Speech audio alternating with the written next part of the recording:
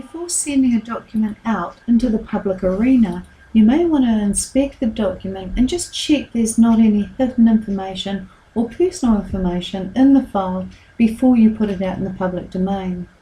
To do this, we use a document inspector, which is available under File in the ribbon and under Check for Issues and Inspect Document.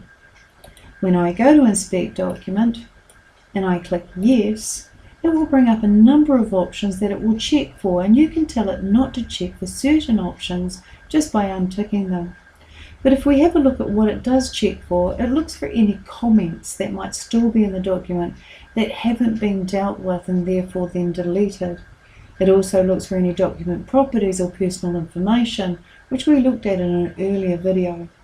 It looks for any data models, any add-ins, any task panes add-ins, any pivot table charts, etc., any embedded documents, macros, links to other files, and the list just goes on. Any active filters, any hidden names, any headers and footers, any hidden rows or columns, or even any hidden worksheets. So I'm going to click the Inspect option and get it to inspect this document. Now, it has brought to my attention that there are some document properties and personal information in here, and if I look down, it also tells me that there are some macros, and there are also some filters, some hidden names, headers and footers, some hidden rows and columns.